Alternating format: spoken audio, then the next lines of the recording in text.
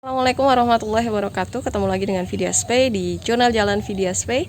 Pada kesempatan video kali ini, Vidya berencana untuk mereview buku Mudakir karya Mas Anas Hidayat dan Andi Rahman. Video ini dibuat sebagai ganti dari presentasi Vidya pada bedah buku di Zoom meeting kemarin. Karena Vidya mengalami internet connection yang mana akhirnya Vidya harus nyerah gitu ya. Pada preparation sebenarnya Vidya sudah menyiapkan 2 provider karena waktu itu ada di daerah, dan ternyata sudah berusaha mengganti 2 provider juga tetap bermasalah, internet di rumah juga bermasalah, dan Vidya coba untuk pindah ke kafe terdekat tapi ternyata juga masih mengalami internet connection ya, trouble internet connection, yang akhirnya ya mau nggak mau Vidya membuat video ini. Semoga video ini cukup menggantikan review dan presentasi Vidya kemarin, dan semoga ini bermanfaat. Jangan lupa membaca buku Mudakir karena ini banyak sekali manfaatnya, khususnya untuk arsitek muda, kemudian mahasiswa-mahasiswa arsitektur yang sekarang sedang mempelajari etika praktek profesional, dan siapa saja yang ingin mendirikan biro arsitek. Dan juga klien juga penting banget ya, gimana relationship-nya atau hubungannya dengan arsitek.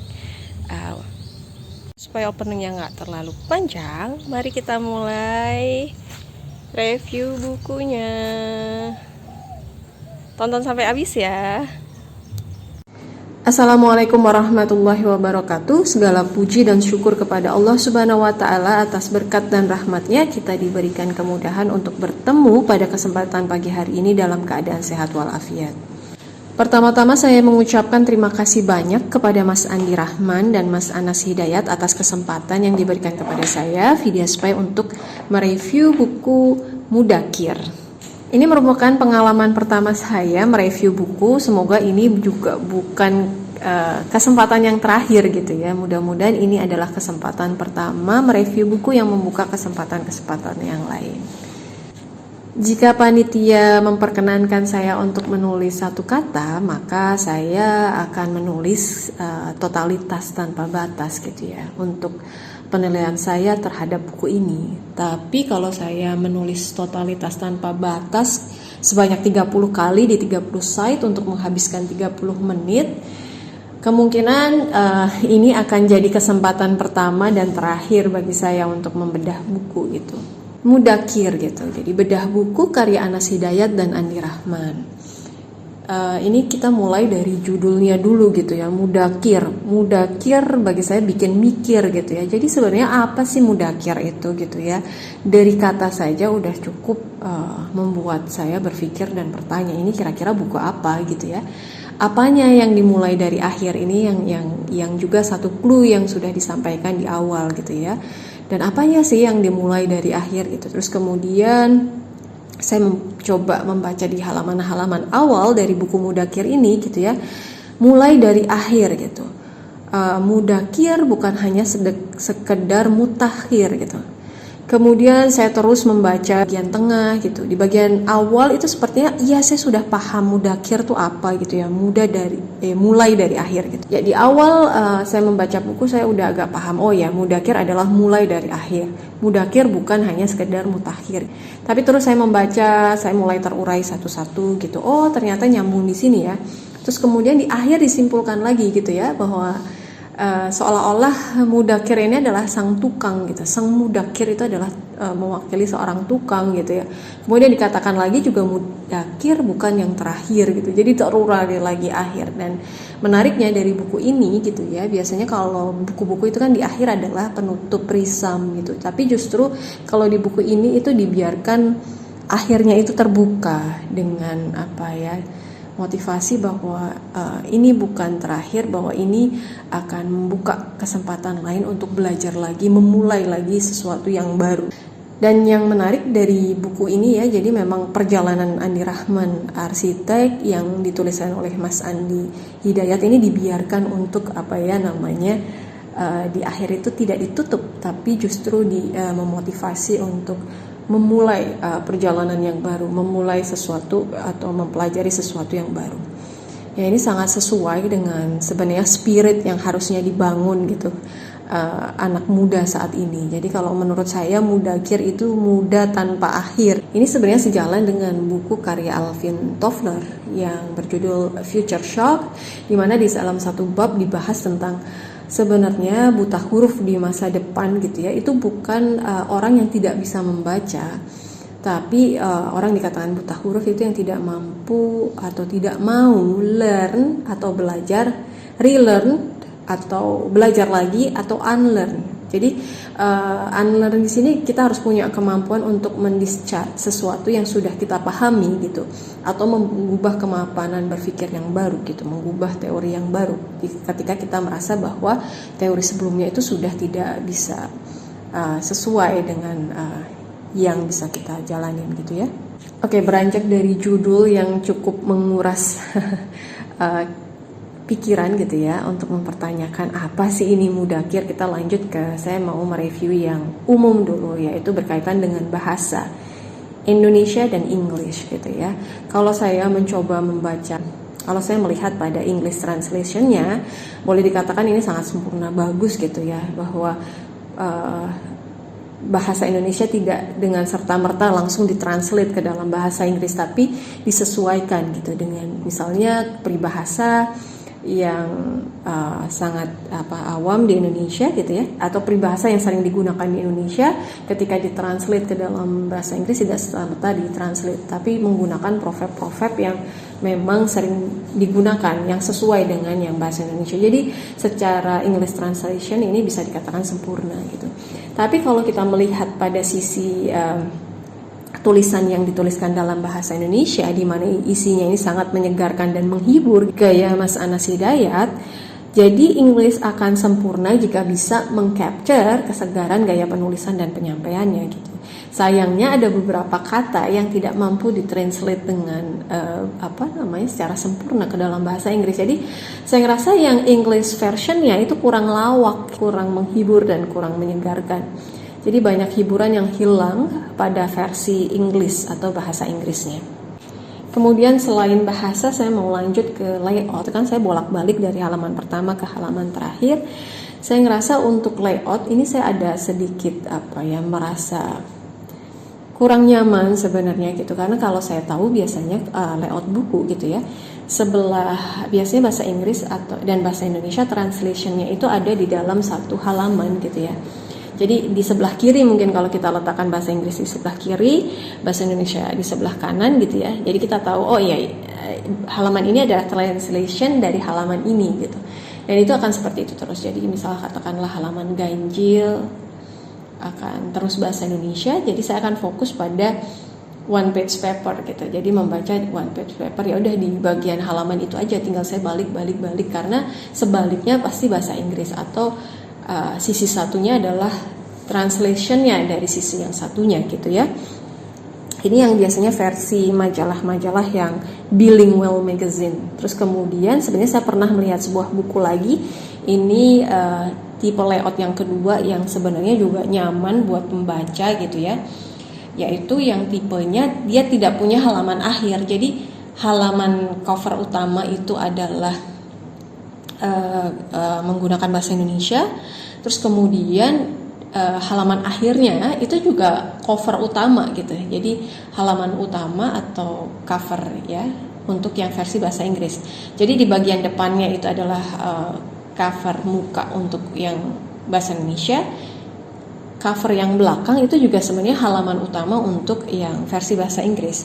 Cuman kelemahannya dari layout yang kedua, walaupun lebih nyaman dibaca ya, jadi nggak ada depan, nggak ada belakang, kayaknya cocok sebenarnya buat Mudakir. Cuman masalahnya untuk yang layout tipe kedua ini, penulis kehilangan kesempatan untuk menulis blurb ya, blurb yang biasanya ini untuk promosi atau sedikit penulis memberi gambaran tentang kurang lebih isinya apa sih. Ya, saya rasa layout di dua ini sebenarnya sangat membantu, karena saya sendiri waktu membaca Mudakir gitu ya, saya sering nggak sengaja bahasa Indonesia, terus karena pas dibalik itu translationnya berbeda, saya baca dua-duanya gitu. Padahal itu sebenarnya translationnya mungkin lebih baik diletakkan bersampingan gitu antara bahasa Inggris dan bahasa Indonesianya, atau betul-betul ditulis bahasa Indonesianya di setengah halaman pertama dan ditulis bahasa Inggrisnya di setengah halaman terakhir gitu. Ini juga sebenarnya bisa menjadi pilihan gitu supaya kita pembaca lebih nyaman membaca buku dengan dua bahasa. Kemudian setelah itu kita masuk ke sesuatu yang menurut saya cukup membuat saya ingin melihat di sisi ini. Kayaknya ini saya berkali-kali membaca kata yellow pages kata ya. Saya rasa ini benar-benar yellow pages nih menang banget gitu ya.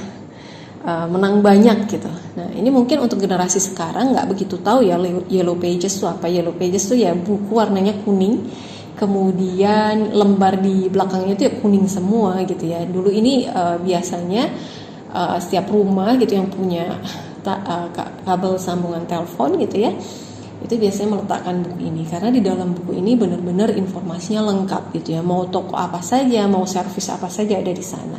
Nah ini sebenarnya Mas Andi waktu menyebutkan yellow pages ini dan Mas Anas Hidayat ya, ini ingin menggambarkan bahwa waktu itu ini adalah salah satu media promosi yang mana Mas Andi terus belajar gitu ya dari Yellow Pages, terus kemudian masuk ke generasinya sosial media dan seterusnya, bahwa banyak media yang digunakan. Cuman bagi saya Yellow Pages yang disebutkan terus-menerusnya jadi menang banyak gitu.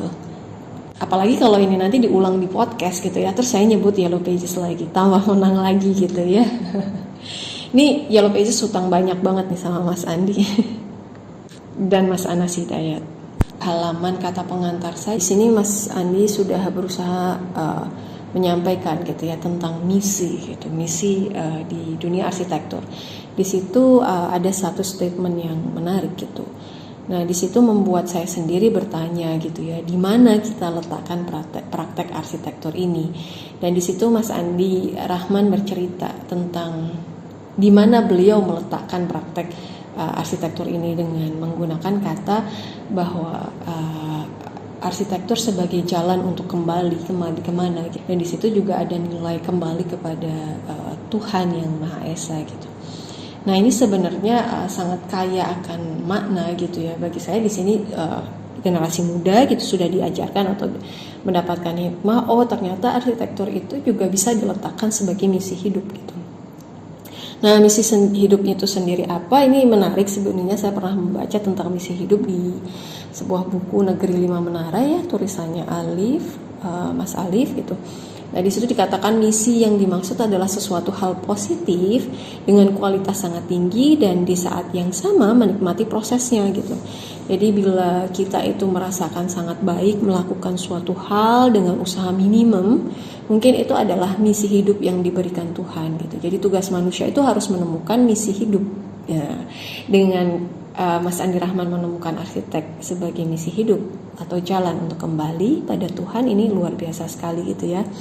Nah ketika manusia itu atau kita bisa menemukan, ya semoga kita menjadi orang yang bahagia. Dan kebanyakan orang-orang yang menemukan misi hidupnya lebih bahagia gitu ya, apalagi yang karirnya itu adalah misi hidup dia gitu, yang tidak bertentangan dengan apa yang menjadi aturan kehidupan ataupun Tuhan yang Maha Esa. Nah di Islam sendiri itu sebenarnya ada sesuatu yang menarik gitu ya. Kalau di ajaran Islam tuh ada Uqdatul Kubro, bahwa atau dengan kata lain 3 simpul kehidupan gitu ya. Jadi setiap manusia itu harus bertanya gitu, dari mana dia asalnya, untuk apa dia diciptakan gitu ya, dan akan kemana dia akan kembali gitu. Nah untuk yang kedua gitu ya, kan ini ditanya untuk apa dia diciptakan gitu. Tentunya kita nggak mau ya diciptakan menjadi seorang koruptor atau diciptakan menjadi seorang copet ataupun yang lainnya. Berarti manusia harus mencari misi hidupnya, kenapa dia diciptakan gitu. Dan sangat bersyukur orang-orang yang akhirnya menemukan misi hidupnya adalah sesuatu yang bermanfaat, dibutuhkan oleh orang lain, dan juga itu menambah amalan akhirnya. Karena pada akhirnya simpul ketiga adalah kemana gitu ya kita akan berakhir. Apakah kita berakhir mati begitu saja, atau sebenarnya apapun yang kita lakukan itu akan dimintai pertanggungjawaban. Berarti kalau kita memilih misi hidup sebagai arsitek, maka bagaimana profesi ini itu bisa dipertanggungjawabkan kelak di akhirat, dipertanggungjawabkan di hadapan Tuhan yang Maha Esa. Nah ini sebenarnya bukan hanya ketuhanan atau nilai-nilai ajaran Islam ataupun nilai ajaran agama yang dibahas oleh Mas Andi Rahman melalui tulisan Mas Anas Hidayat, tapi juga banyak sekali budaya Jawa seperti ngilmu iku kelakon kanthi laku, bahwa ilmu itu yang baik adalah yang diterapkan gitu ya. Jadi jangan sampai ilmu itu hanya berakhir pada teori, tapi juga harus dipraktekkan begitu. Nah, di sini menarik bahwa spiritualitas dalam berkarya, jadi mengkaitkan nilai-nilai spiritual dalam berkarya gitu. Jadi agama tidak berdiri sendiri dengan urusan kehidupan yang lain, tapi gimana mengkaitkan gitu ya nilai-nilai spiritual dengan sesuatu yang kita jalani sehari-hari, sehingga apapun kerja dan karya kita itu bisa bernilai ibadah gitu. Dan juga ini sebenarnya membentuk prinsip karakter kerja dan karya kita itu bisa bernilai di sisi Tuhan dan juga manusia. Kalau kita melihat di halaman 2, halaman 50 dan 169 gitu, ini cukup menarik. Mas Andi Rahman dan Mas Hidayat ini mencoba merumuskan perjalanan karirnya itu dengan 3 kata: nguping, ngulik, dan nge-share. Ini kayaknya nguping ini bahasa Jawa gitu ya. Kuping bahasa Indonesia, tapi nguping itu jadi kayak bahasa Jawa gitu ya. Ngulik juga bahasa Jawa, ini total bahasa Jawa. Terus kalau nge-share ini sebenarnya bahasa Inggris tapi dijawakan gitu ya. Tapi menarik di sini. Nguping itu berkaitan dengan mendengar, berarti proses belajar gitu ya, mendapatkan banyak informasi, ilmu dari banyak tempat. Kemudian ngulik itu berarti kerja, bukan hanya dengar, tapi juga menerapkan tadi ilmu, mungkin membaca teori, mendengar teori dari banyak sumber, kemudian dikerjakan, diterapkan, dipraktekkan begitu. Dan pada akhirnya setelah dipraktekkan kan muncul pengetahuan baru dan pengalaman yang akhirnya dibagikan. Di sini saya membuat nge-share menjadi sesuatu yang besar karena memang saya ngerasa dengan hadirnya buku ini itu berarti komitmen Mas Andi Rahman dan Mas Anas Hidayat bukan hanya belajar dan berkarya, tapi juga membagikan semua pengetahuan yang didengar maupun yang dikerjakan khalayak ramai gitu. Nah, di bagian nguping ini sebenarnya menarik gitu. Jadi ada strategi bisnis dibahas, strategi marketing, manajemen gitu ya, manajemen tim, branding, selling, dan juga entrepreneurship, leadership, dan seterusnya gitu. Di sini ada semua gitu teori-teorinya Mas Andi Rahman dan Mas Anas Hidayat sebutkan gitu dengan banyak gitu ya. Kemudian walaupun tidak terlalu detail gitu, karena saya ngerasa mungkin Mas Andi Rahman dan Mas Anas Hidayat ingin menyampaikan sesuatu yang sifatnya general ini sih yang kita hadapi gitu. Nanti perkara kita mau memperdalam gitu ya, mungkin bisa diperdalam sendiri. Tapi sebenarnya ini menarik karena kita tuh jadi tahu, oh ternyata untuk seorang arsitek yang berpraktek secara profesional di sebuah biro tuh yang harus dipelajari itu banyak hal. Jadi bukan hanya teori arsitektur saja gitu, tapi berkaitan dengan tadi ya bisnis, marketing, manajemen, leadership, entrepreneurship gitu dan seterusnya. Kemudian di bagian ngulik gitu ya, menarik di sini. Jadi semua proses perjalanan karya gitu dan juga pembangunan studio gitu dibagikan oleh Mas Andi Rahman, dimana mulai dari kamar kos yang berukuran sangat kecil ya, kontrakan atau kamar gitu ya, ruangan lah ya yang berukuran sangat kecil 3x3 hingga menjadi sebuah office gitu yang bisa menaungi banyak karyawan gitu, dari yang istilahnya mengontrak terus akhirnya membeli dan itu menjadi milik gitu ya. Terus kemudian di proses nge-share sendiri ini sebenarnya proses edukasi gitu, dan ini saya ngerasa buku ini penting. Dan saya kemarin sempat baca postingan Mas Andi Rahman bahwa buku ini sudah ada di beberapa universitas ya, di perpustakaan, jadi sebenarnya mahasiswa bisa mengakses ini. Bagi saya ini penting banget. Ini sebenarnya harusnya menjadi kuliah bisa jadi kuliah pilihan, ataupun ini sebenarnya bisa masuk di mata kuliah etika berpraktek ya, etika praktek arsitektur. Ini dulu kebanyakan akhirnya menjelaskan sesuatu yang teoritis gitu. Tapi kalau di sini itu bagus banget karena sebenarnya ada teori, praktek, terus sesuatu yang tidak bertemu antara teori dan praktek gitu. Gimana menjembatani strategi apa yang harus dilakukan dan solusi terbaiknya seperti apa.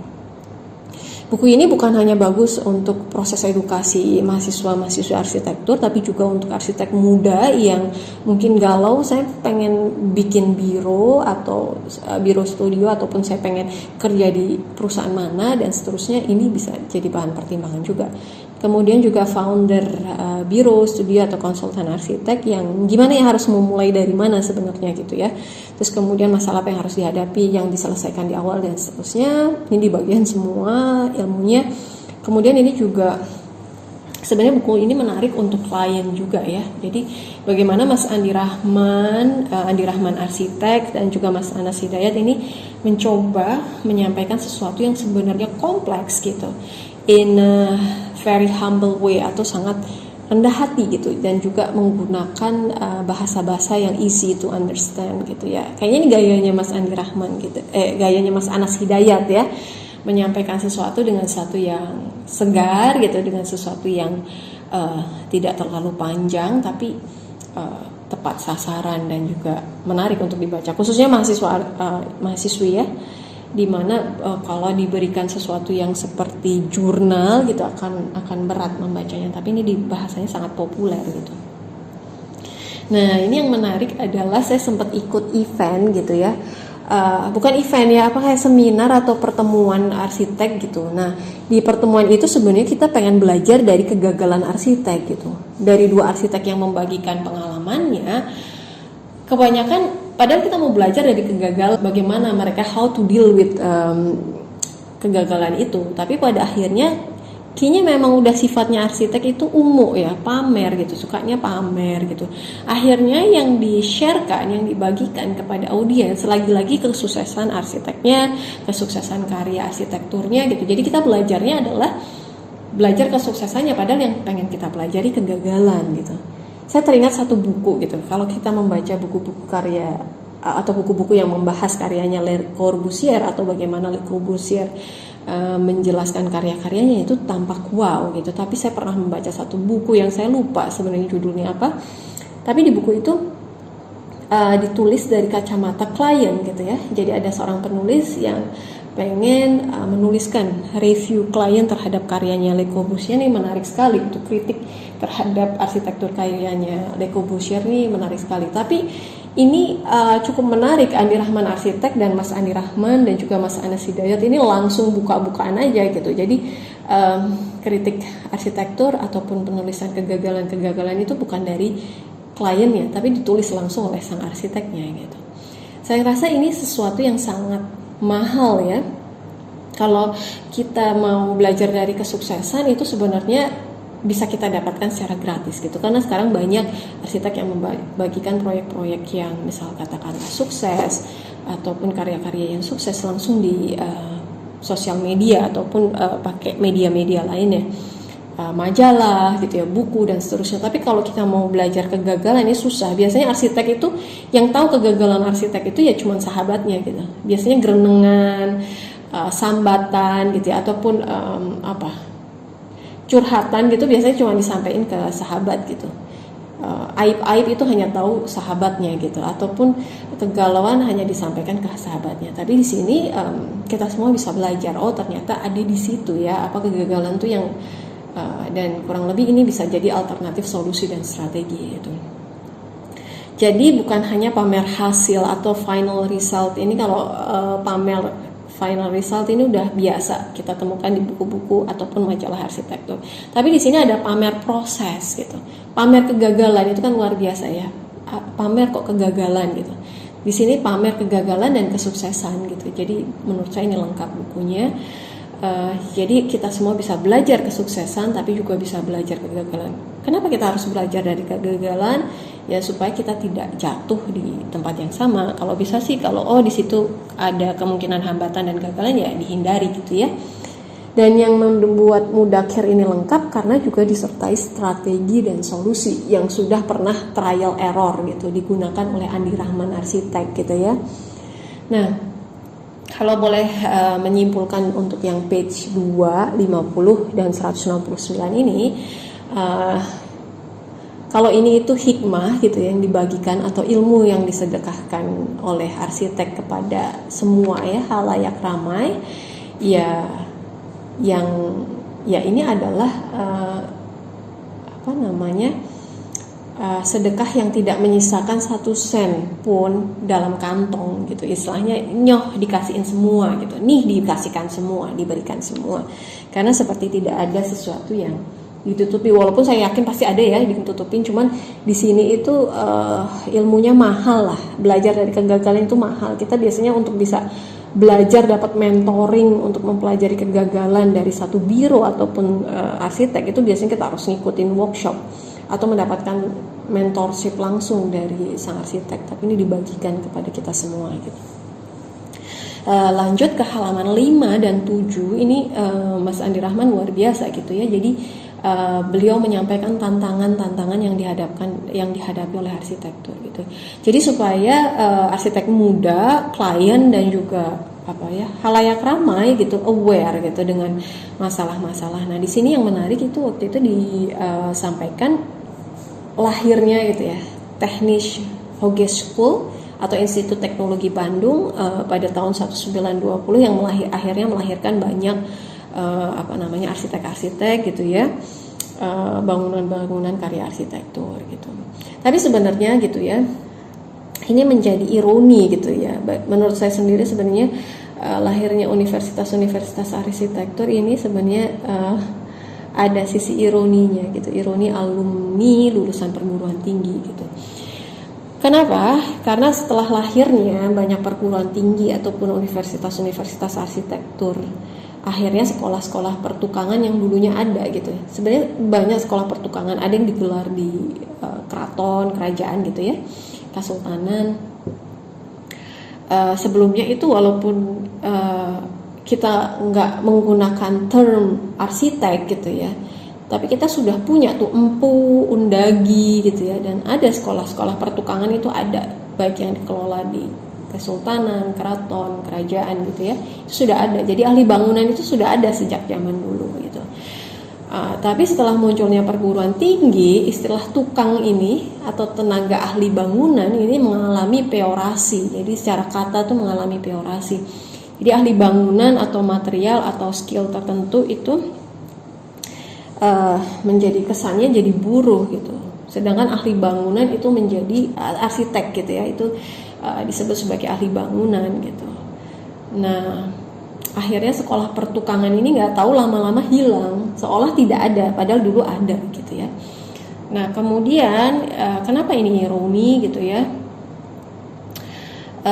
Akhirnya bangunan itu menjadi tanggung jawab arsitek, karena arsitek dianggap sebagai ahli bangunan gitu ya. Padahal pada kenyataan lulusan alumni universitas ataupun arsitek-arsitek jebolan universitas dan perguruan tinggi itu tidak bertanggung jawab semuanya terhadap masyarakat luas gitu ya, dengan beragam lapisan ekonomi, khususnya menengah ke bawah. Kalau dulu tukang itu ya entah kita itu dari ekonomi menengah atas atau bawah, kalau kita punya kebutuhan untuk rumah tinggal gitu ya, kita punya tanah, ada material kayu ya, mereka akan olah gitu ya, banyak kayu yang mereka tumbuhkan sendiri ya, bambu, jati ataupun material lain mereka olah gitu hingga menjadi sebuah bangunan gitu. Jadi sedang sekarang ini arsitek yang punya kesadaran terhadap proyek sosial gitu nggak banyak gitu ya. Jadi proyek sosial nggak boleh itu hanya sekedar jadi mimpi arsitek, itu nggak boleh, tapi harus menjadi aksi hari ini. Nah, di sini juga di capture oleh Mas Andi Rahman gitu ya, tantangan arsitek itu bukan hanya menyelesaikan proyek-proyek komersil dengan profit yang besar, tapi juga proyek sosial gitu. Nah, kenapa tadi saya sebut ironi gitu ya, jadi tukang ahli bangunan yang nggak pilih-pilih proyek dari ekonomi masyarakat bawah menengah atas nggak masalah, mereka kerjakan dengan material yang ada di ladang, material yang dimiliki klien mereka kerjakan, ini berkurang gitu jumlahnya. Sedangkan arsitek lulusan perguruan tinggi yang kebanyakan itu pilih-pilih proyek ya, dengan pilih proyek yang bayarannya sesuai, pilih proyek yang bayarannya tinggi, ini bertambah. Akhirnya muncul gap. Apa tuh gapnya? Jadi banyak masyarakat ekonomi menengah ke bawah ini yang nggak bisa mendapatkan servis dari ahli bangunan gitu. Ya, tukangnya berkurang, arsiteknya bertambah, tapi arsiteknya biasanya pilih-pilih klien dan user gitu ya. Menarik, jadi banyak isu-isu yang ditampilkan di sini supaya setelah kita menemukan visi, terus kita menemukan nilai-nilai gitu ya, ini mahasiswa arsitektur dan juga alumni mungkin ya, ataupun yang arsitek itu perkaya dengan isu-isu yang sebenarnya dihadapi real, ada yang harusnya dilihat, harusnya diperhatikan oleh arsitek.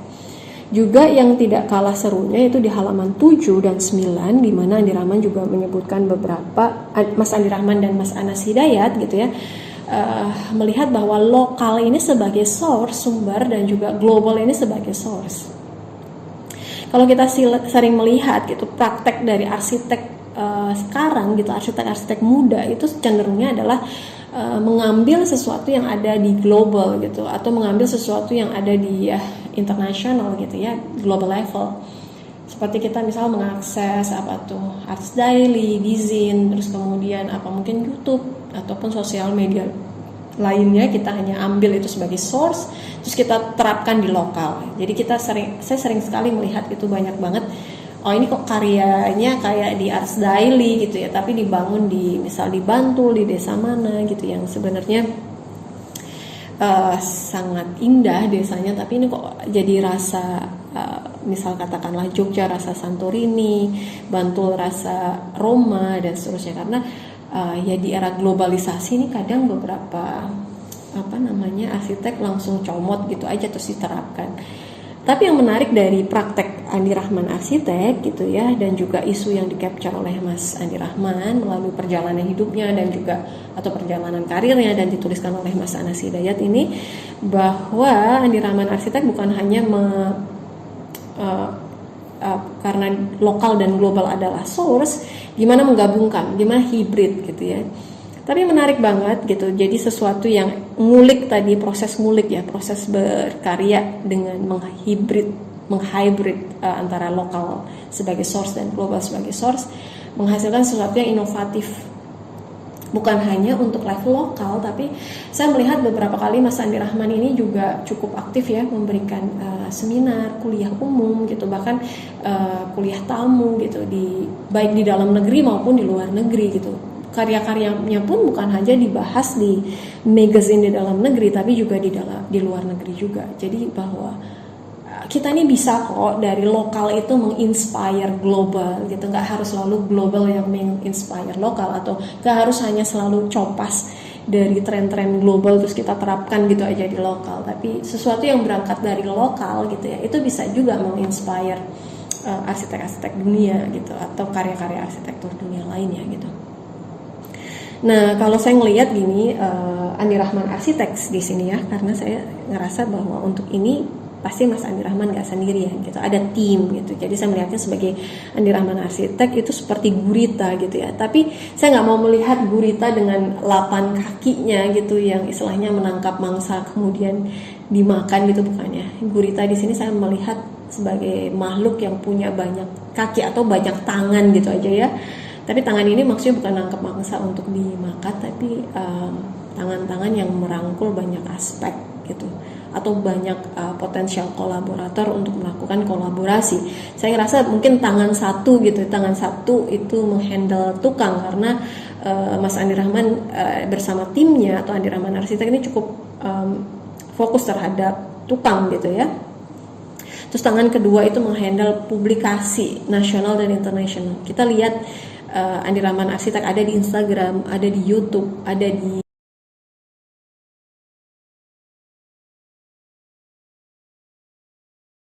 Arts Daily ya, dan banyak online platform lainnya gitu. Ada di majalah-majalah arsitektur, ada di buku-buku arsitektur dan seterusnya. Terus kemudian tangan ketiga itu mengerjakan proyek sosial. Kalau kita lihat dari Facebooknya Mas Andi Rahman sendiri cukup aktif itu ya, membagikan informasi proyek sosial yang dihandle oleh Andi Rahman arsitek. Terus kemudian tangan keempat ini sharing knowledge gitu, dengan Mas Andi Rahman menggandeng Mas Anas Hidayat gitu ya, untuk menyampaikan cerita perjalanan hidupnya melalui tulisan. Dan ini kan menjadi satu dokumentasi yang bisa dinikmati bukan hanya generasi sekarang, tapi juga generasi ke depannya. Kemudian tangan kelima, strategi bisnis, marketing, selling, tim manajemen gitu ya, manajemen lainnya gitu yang juga dibahas sangat banyak gitu. Saya rasa tantangan tadi seperti dari low page kemudian berubah ke online marketing yang sekarang kita lebih banyak menggunakan sosial media ataupun media-media digital, ini juga membutuhkan tangan gitu, dan ternyata ini tidak lepas gitu dari perhatian Andi Rahman Arsitek. Kemudian tangan keenam nih inovasi ya, material dan industri. Jadi timnya Andi Rahman ini bukan hanya menggunakan industri atau produk-produk industri gitu, tapi juga menginspire industri bahwa bisa kok arsitek juga berinovasi dan mempengaruhi industri gitu ya. Jadi arsiteknya pengennya begini gitu. Kemudian ini produksi dalam skala tertentu dan seterusnya. Baik itu industri yang skalanya rumah tangga seperti bata ataupun industri yang kelasnya manufacture. Saya menemukan beberapa kata yang mungkin bagi saya mudah ya karena saya orang Jawa, tapi ternyata ada juga kata yang saya nggak paham gitu. Apakah ini bahasa yang digunakan di komunitasnya Mas Andi ataupun nggak tahu, ini bahasa, kadang bahasa Jawa di Surakarta dan Jawa Timur kan beda gitu ya. Tapi saya merasa bahwa kalau ini dibaca orang di luar Jawa akan sangat cukup membuat berpikir keras gitu ya. Seperti kalau kadal saya tahu ya kadal, tapi ini juga lucu sekali tiba-tiba muncul kata kadal gitu. Terus kemudian jomplang gitu, saya tahu kalau kata jomplang karena saya orang Jawa, tapi saya nggak paham dengan 15 gas. 15 tuh kalau nggak salah 15, gasnya ini saya nggak tahu apakah ini kayak istilah ataupun ini bahasa yang dipakai komunitas atau bagaimana. Terus kemudian kunci ini saya tahu ya, kunci mungkin kunci pintu, tapi penulisannya pakai bahasa zaman Doeloe. Nah cuman di halaman 139 nih ada kata gaek, ini saya coba nyari di di KBBI dan lain-lain, saya nggak nemu ini bahasa apa, bahasa daerah atau ini sebenarnya typo gitu ya. Terus ada lagi plong, ada lagi digodok, ada kata alot gitu. Alot tuh banyak gitu ya. Alot kalau di Jawa kan kenyal susah dikunyah gitu ya, alot atau apa sih alot gitu ya. Tapi mungkin di Jawa Barat nih artinya udah beda lagi gitu ya. Terus ada keblat papat, limo pancer, ini sesuatu yang juga peribahasa yang mungkin nggak terlalu sering digunakan gitu.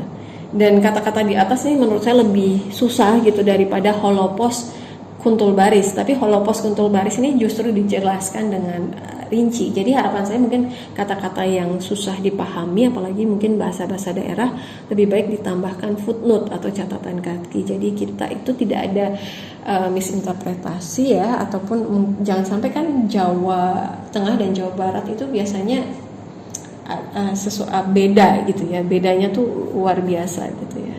Dan juga mungkin supaya orang di daerah lain bisa lebih paham, jadi mungkin ada footnote atau catatan kaki di bawah buku biasanya begitu. Oke, untuk halaman 35 ini nggak tahu, saya ngerasa kok saya butuh banget jeda gitu, saya butuh banget melihat grafis gitu ya. Mungkin dunia arsitektur telah membuat saya gitu ya lebih menyukai gambar daripada kata. Dan saya ngelihat bukunya Mas Andi Rahman dan Mas Anas Hidayat untuk yang mudakir ini sangat kekinian gitu ya. Saya melihat gaya penulisannya ini mirip bukunya Masih Belajar, karyanya Iman Usman, dan juga bukunya Mantapu Jiwa, karyanya Jerome Pauline gitu. Jadi ini bukan novel gitu ya, tapi ini seperti kayak buku perjalanan yang memberikan inspirasi dan motivasi gitu. Nah di bukunya Iman Usman yang Masih Belajar dan Mantapu Jiwa karyanya Jerome Pauline tuh banyak gambarnya gitu. Tapi kalau mereka lebih gambar kartun gitu. Nah saya ngerasa butuh gambar deh, bukan hanya kata untuk halaman 35. Apalagi ini berkaitan dengan material gitu dan inovasi-inovasi gitu ya. Di halaman ini saya merasa butuh jeda untuk melihat gambar atau gambar yang bisa menguatkan kata gitu. Nah terus kemudian lanjut ke halaman 79 gitu. Proyek pertama, cinta pertama. Saya nggak yakin nih Mas, karena cinta pertama itu kan nggak harus orang pertama loh kok langsung ke sana ya.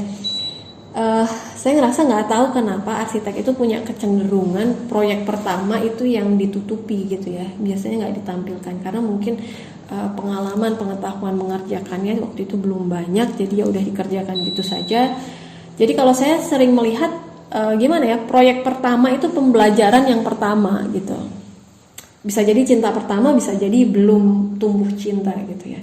Jadi proyek pertama dari arsitek ini nggak tahu kenapa sering ditutupi jika gagal gitu ya. Mungkin seperti cinta pertama ya, kalau gagal tuh ditutupi gitu seolah nggak ada itu. Terus kemudian jika berhasil akan dibanggakan dan dibawa terus ya, seperti cinta pertama kalau berhasil sampai ke pelaminan ya dibanggakan gitu ya. Saya nggak tahu, tapi saya nggak tahu ya apakah proyek pertama arsitek itu selalu cinta pertama. Saya ngerasa belum tentu ya, bisa jadi saya sendiri proyek ketiga mungkin cinta pertamanya gitu ya. Oke, terus kita lanjut ke halaman 86 nih Mas dan teman-teman. Proyek tak terbayar. Nah, ini unpaid project atau proyek yang tak terbayar. Ini sebenarnya apa ya, bisa dikatakan seperti cinta pertama yang tak terbalas gitu atau bertepuk sebelah tangan. Biasanya hanya jadi gerenengan nih, gerenengan sambatan gitu ya. Di diskusi-diskusi kecil dari kebanyakan arsitek, tapi ini sebenarnya berulang gitu. Jadi kalau ini berulang harusnya sudah muncul solusi dan strategi. Nah, di Mudakir ini gitu ya, semua gerenengan sambatan kebanyakan arsitek yang biasanya didiskusikan di ruang kecil ini dibahas gitu ya, dibalas bahkan dengan solusi dan strategi yang sudah mengalami trial error dilakukan oleh Andi Rahman arsitek sampai berujung pada kontrak kerja nih. Ini jarang banget universitas mengajarkan mahasiswanya tentang kontrak kerja. Tapi setuju sih, memang universitas itu kan mencetak sarjana arsitektur ya, bukan mencetak arsitek yang siap membangun biro ataupun arsitek yang mendirikan studio atau arsitek profesional. Karena untuk bisa menjadi arsitek profesional kan memang harus nambah sekolah profesi ataupun mendaftarkan keprofesian di organisasi tertentu gitu ya. Tapi memang kontrak kerja ini penting, apalagi kalau kita udah tahu lebih awal ya. Jangan sampai kita tuh mengerjakan proyek dulu terus akhirnya ketemu proyek tak berbayar gitu atau klien yang tak bertanggung jawab gitu ya. Terus kemudian akhirnya hanya bisa gerenengan sambatan di belakang dalam diskusi-diskusi kecil gitu. Jadi kalau ini bisa diketahui lebih awal, kita akan lebih tahu, oh ya kontrak kerja itu penting. Jadi mahasiswa yang memang punya cita-cita untuk menjadi arsitek profesional dan juga mendirikan biro atau konsultan atau studi arsitektur, udah oh ya kontrak kerja menjadi sesuatu yang harus di awal gitu. Jadi harus menang di awal. Jadi jangan sampai gara-gara proyek tak terbayar nih malah justru akhirnya arsitek muda ini nggak mau berkarya lagi gitu. Padahal sebenarnya hanya karena tidak tahu bahwa ada mekanisme kontrak kerja yang sebenarnya harus dikuasai juga. Kemudian menarik di sini ada strategi 5 paket untuk ragam pocket, saya sebut gitu aja. Nah ini tentang strategi 5 paket untuk ragam pocket ini luar biasa gitu ya. Jadi memang di Indonesia ini untuk bisa berkarir dan berkarya untuk masyarakat Indonesia ini memang harus bikin paket gitu ya. Ini strategi untuk bisa masuk ke semua lapisan ekonomi masyarakat. Luar biasa. Jadi ini kalau pengen detail harus baca bukunya langsung di halaman 86. Jadi masih banyak sambatan dan gerenengan yang lain sebenarnya di bab ini yang dibalas dengan solusi dan strategi. Banyak, apalagi ya, biasanya gerenengan arsitek itu banyak ya, selain proyek tak berbayar, terus kemudian mendapatkan kecurangan dari kontraktor. Jadi nggak hanya sekedar sambatan, gerenengan atau curhatan gitu ya di kelompok kecil, tapi juga dibalas dengan solusi strategi yang pernah dicoba, bukan hanya solusi yang ditawarkan tanpa pengetahuan dan pengalaman gitu. Untuk halaman 111 ini saya cenderung mau ngambil pepatahnya Tan Malaka aja gitu ya. Terbentur gitu aja. Terbenturnya 3 kali, terbentuknya sekali gitu. Nah kalau kita itu bisa belajar dari kegagalan gitu ya, atau kesalahan yang sudah dilakukan oleh arsitek sebelum gitu, ya kita bisa mengulangi terbentur gitu ya. Nah ini kan kalau terbentur 100 kali gitu ya, berarti terbentuk benjolan 100 kali gitu kan. Nah, memang kegagalan-kegagalan itu akan membentuk karakter atau menumbuhkan prinsip-prinsip bagi arsitek, karya arsitek, dan juga bentuk biro ke depannya. Tapi memang kalau kita bisa mengurangi kegagalan gitu ya, kita mengurangi benturan gitu ya, kita mengurangi rasa sakit gitulah, kita mengurangi hal-hal yang tidak kita harapkan. Jadi kita bisa melangkah lebih cepat ke depan gitu, untuk menghindari hal-hal yang mungkin tidak mengenakan.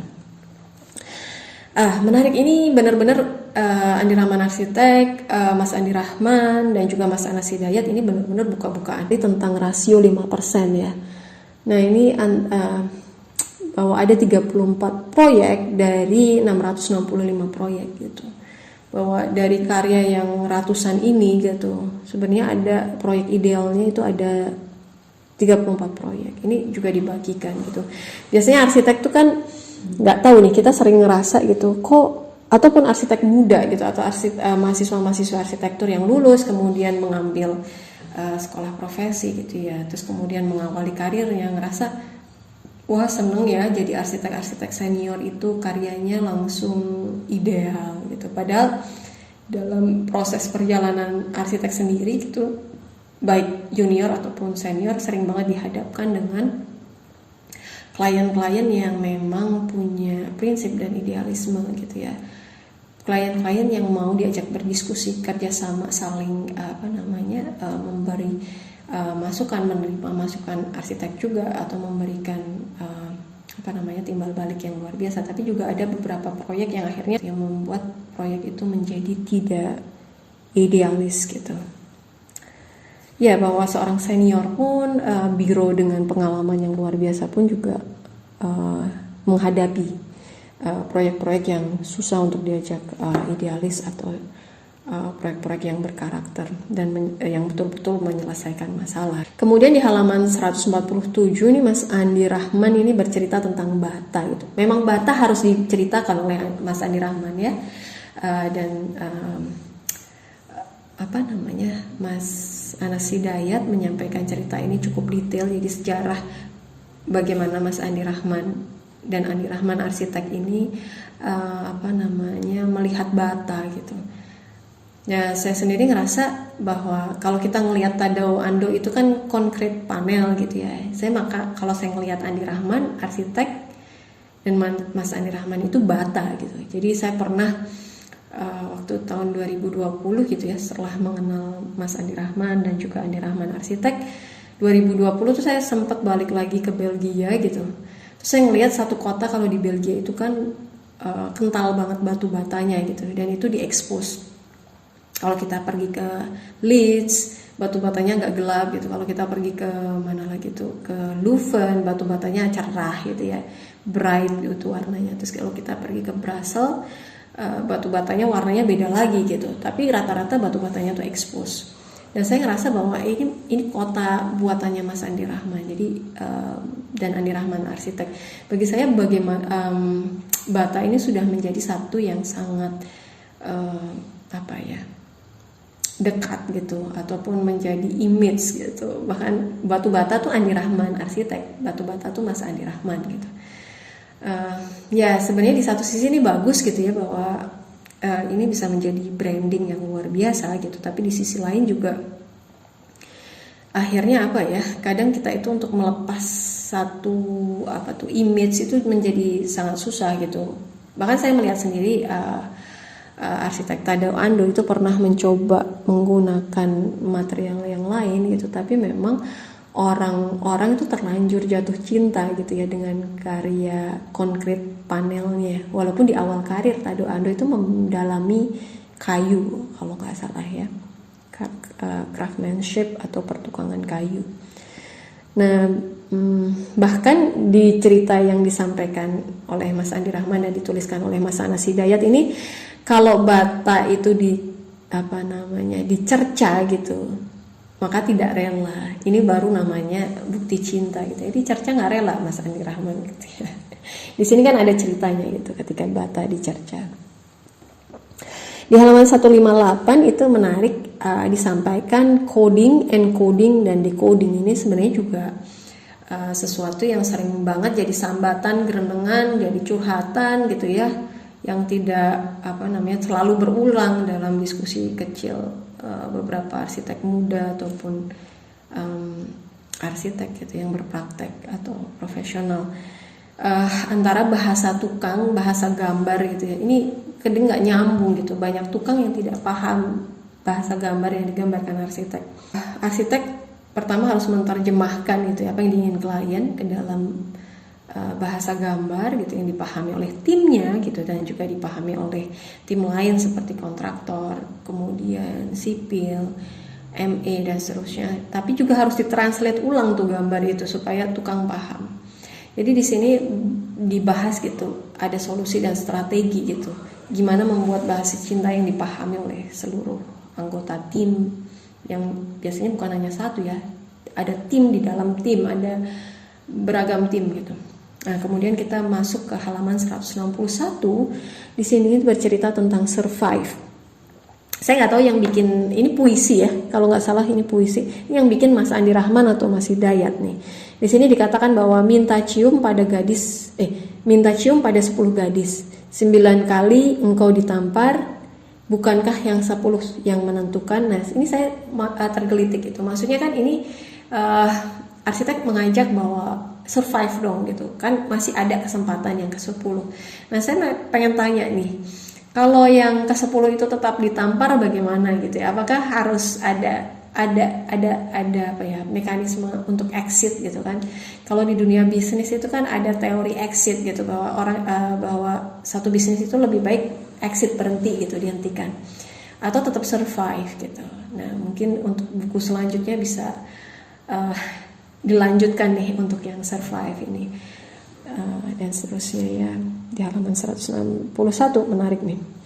Tapi ini bahasanya benar-benar ini ya benar-benar luar biasa nih puisinya.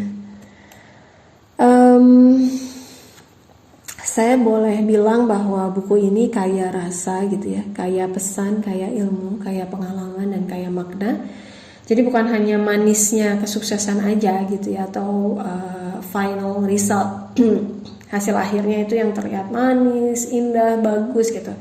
Tapi juga dibagikan gitu, pahit, asin, getir, hambar, asam, perjalanan berkarya gitu, dan juga perjalanan satu karya dan perjalanan berkarya, perjalanan studio Andi Rahman Arsitek ini gitu ya. Jadi diceritakan semua. Ini penting banget gitu, bahwa kita harus belajar dari kesuksesan dan kegagalan. Terus kemudian juga kayak pesan dari nilai-nilai filosofi masyarakat Jawa disampaikan, arsitektur Nusantara gitu ya. Local as a source, kemudian global as a source too gitu. Terus kemudian humankind, bahwa kita nggak bisa mengesampingkan bahwa kebaikan itu penting gitu. Jadi bukan hanya prestasi, tapi juga kebaikan-kebaikan yang kita buat gitu untuk masyarakat luas, dan juga ajaran Islam gitu ya. Mungkin ini sesuai dengan agama yang dipeluk Mas Andi Rahman ya. Ya, di halaman 2017, walaupun Mas Andi Rahman tidak menuliskan ini ya, 5 kerja ini, tapi saya membaca di sini tuh ada 5 kerja gitu ya. Jadi 5 kerja tuh ya, kita harus kerja keras, kerja cerdas, kerja ikhlas, tapi juga kerjasama nih penting. Nah, di sini dibahas nih teori dan praktek tim manajemen, hingga akhirnya tumbuh semangat kekeluargaan. Bagi saya semangat kekeluargaan ini penting untuk sebuah biro, studio, ataupun company. Karena bagi saya tuh kalau studio arsitektur yang akhirnya tumbuh nih semangat dan nilai-nilai kekeluargaan ini, akhirnya membuat karyawan itu betah gitu ya, tim solid, dan akhirnya target-target yang tidak dibayangkan itu bisa tercapai. Ya, di halaman 205 ini sebenarnya Mas Andi Rahman ini membahas tentang passion gitu. Passion itu harus ditumbuhkan di dalam dunia arsitektur. Saya meminjam istilah ikigai gitu. Saya di dalam buku Ikigai itu kan bahwa manusia itu harus menemukan tujuan dan peran hidup. Seperti dibahas di kata pengantar tadi, misi hidup gitu ya. Nah, di Ikigai ini bahwa passion dan karir itu satu aspek, visi misi itu juga menjadi satu aspek, pekerjaan itu menjadi satu aspek, profesi juga menjadi satu aspek. Nah di sini untuk bisa menemukan kebahagiaan dan kesenangan gitu ya. Jadi kalau kita pengen bahagia, kita seneng gitu, ya cari tahu apa yang kita cintai. Misalnya dalam diri kita, pemikiran kita, perasaan kita, hati kita. Kalau di sini kan diceritakan perjalanan Mas Andi Rahman menemukan bahwa yang Mas Andi Rahman tertarik gitu ya adalah dunia arsitektur gitu ya. Kemudian menemukan bata, kemudian menemukan pertukangan dan lain-lain gitu. Di sini akhirnya muncul kebahagiaan dan kesenangan karena yang Mas Andi Rahman lakukan itu benar-benar yang sesuai dengan passion dan karir, yang sesuai dengan visi dan misi. Bahkan tadi dikatakan bahwa arsitek sebagai jalan kembali itu kan sebenarnya misi dan tujuan gitu ya, dan peran yang Mas Andi Rahman pilih. Nah, tapi kalau kita mau mencapai kebermanfaatan dan kesyukuran gitu ya, karena bahagia dan senang saja bagi saya nggak cukup gitu ya. Mengerjakan sesuatu based on passion itu nggak cukup, karena kalau akhirnya nggak tercapai kecewa. Nah kita harus melakukan lebih dari itu gitu, bukan hanya kebahagiaan dan kesenangan diri, tapi juga kebermanfaatan dan kesyukuran. Gimana bisa mencapai ini gitu? Maka di sini ya cari tahu apa yang dibutuhkan oleh masyarakat, dunia, masa depan, pasar, perusahaan gitu ya, dari eksternal, jadi sekitar, baik fakta maupun prediksi gitu. Karena dunia ini sekarang kayaknya berjalan semakin cepat, jadi kita dituntut untuk bisa melakukan prediksi kira-kira ke depan kemana ya. Misalnya kayak sekarang muncul tantangan metaverse, apakah harus seperti apa arsitek merespon metaverse, terus kemudian juga model-model yang sekarang dijual gitu ya. Karya-karya arsitektur yang dijual secara digital gitu ya. Nah kemudian tentu ya arsitek juga membutuhkan kepuasan dan ketenangan. Nah kepuasan dan ketenangan ini bisa didapatkan dari mana sebenarnya? Nah di sini harus mencari tahu apa yang menjadi talenta, bakat, kemampuan, hobi dari kebiasaan dan kehidupan sehari-hari gitu ya. Jadi harus dicari tahu juga gitu. Nah ini di sini yang berkaitan dengan apa sih sesuatu yang kita lakukan secara berulang-ulang, kita seneng melakukannya, seneng untuk meningkatkan skillnya, seneng untuk memberikan yang terbaik. Nah sebenarnya di situ jadinya. Kalau di Andi Rahman Arsitek pasti kesenangan dan kepuasannya adalah di dunia arsitektur gitu ya. Dunia berkarya arsitek gitu, dan berbagi juga, karena saya rasa ini Mas Andi Rahman cukup konsen dalam hal berbagi ilmu, pengalaman, dan pengetahuan di bidang arsitektur. Nah yang terakhir ini yang saya rasa juga menjadi bagian dari Mas Andi Rahman, di mana Mas Andi Rahman juga mendapatkan pastinya ya Andi Rahman Arsitek mendapatkan istilahnya apa ya, wealth gitu ya, mendapatkan wealth dan juga mendapatkan award gitu ya, karena ini udah puncaknya kalau dihargai masyarakat, mendatangkan kebahagiaan, kesenangan, ini juga mendatangkan kepuasan dan ketenangan gitu, dan juga mendatangkan wealth atau kekayaan dan penghormatan. Ini harus cari tahu apa yang dapat mendatangkan penghargaan, bayaran, dan keuntungan.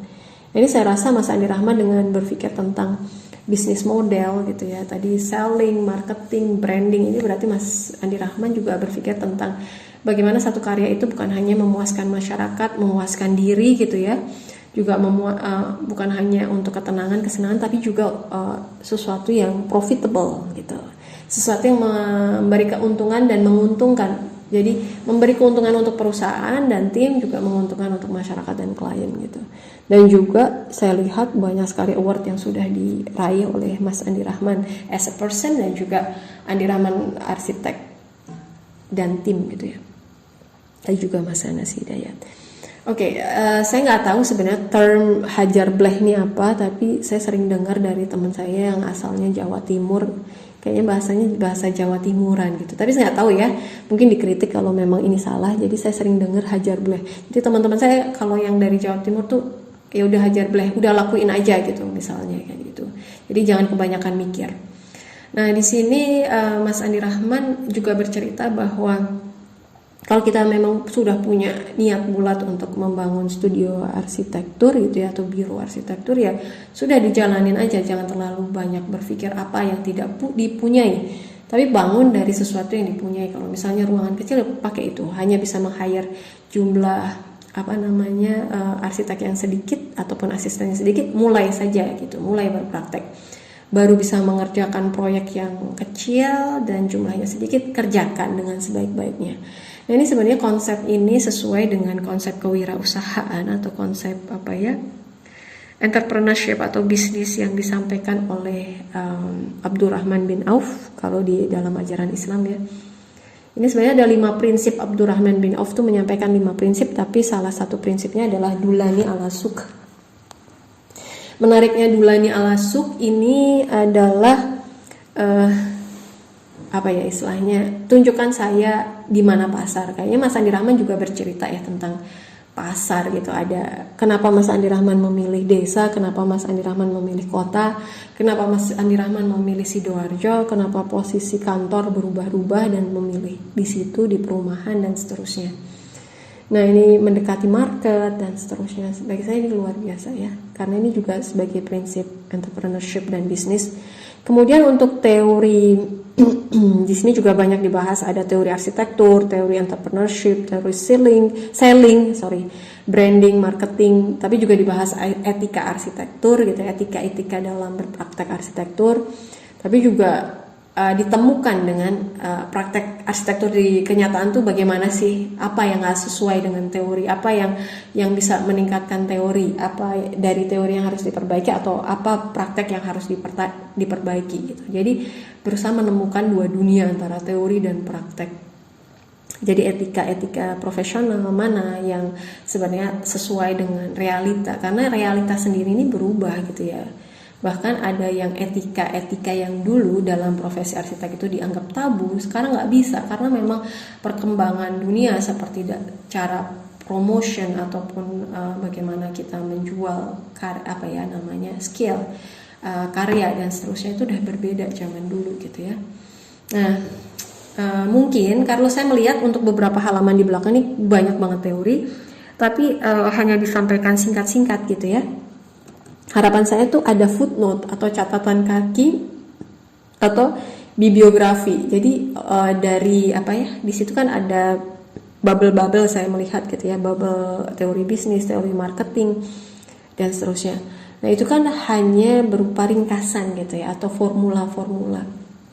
Mungkin Mas Andi Rahman dan Mas Anas Hidayat bisa menambahkan footnote di bawahnya atau catatan kaki bahwa teori ini bisa dipelajari dari buku apa gitu, karena ataupun di bagian bibliografi ya, jadi bisa dibaca bahwa ternyata buku bisnis yang diambil pertimbangannya ini gitu, karena sebenarnya teori-teori bisnis itu ada di beberapa buku yang cukup populer, cuman kalau itu nggak di mention gitu ya, akhirnya masyarakat hanya membaca sesuatu serpihan, padahal kan kadang kita pengen baca lebih dalam untuk di sana gitu, jadi bisa ditambahkan. Kemudian belajar dari kegagalan ya itu mahal harganya gitu ya. My final slide terakhir yaitu 3 pena. Jadi manusia itu sebenarnya tidak bisa melepaskan diri dari 3 pena. Yang pertama itu pena Tuhan gitu ya, bahwa kita lahir, kita mati, rezeki, senang itu sudah ditentukan gitu ya. Anugerah apa, musibah apa yang harus dihadapin gitu.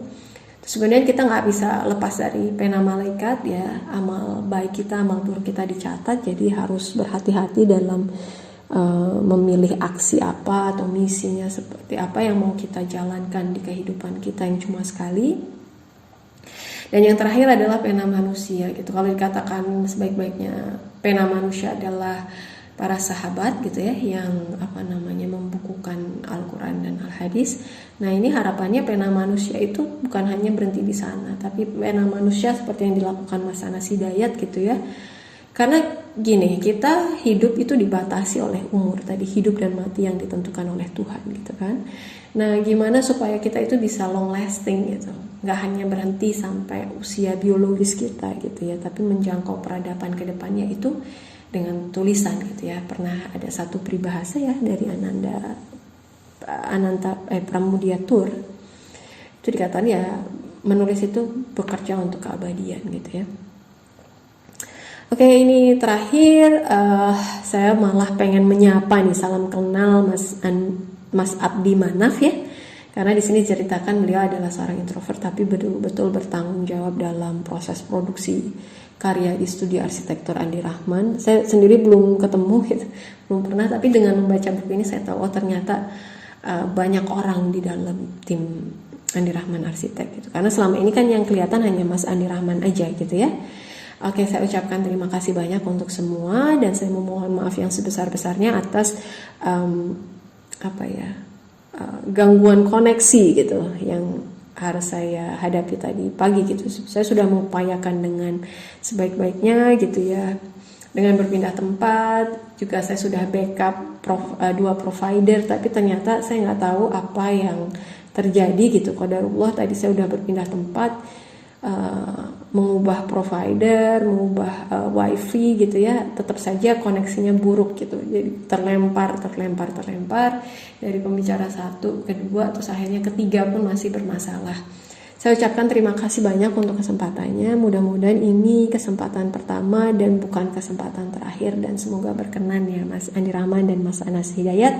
Selamat atas karya buku ini, Mudakir. Harapannya mudah sampai akhir. Wassalamualaikum warahmatullahi wabarakatuh.